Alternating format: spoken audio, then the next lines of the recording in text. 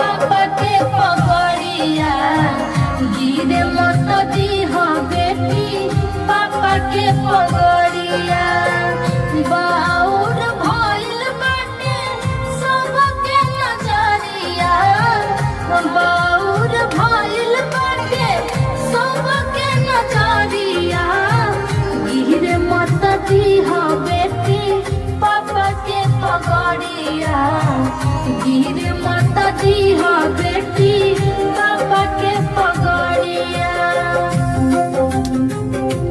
सुनाइए पहले तो एक बार सुन लेते हैं। ऐसी ना लिप सिंक नहीं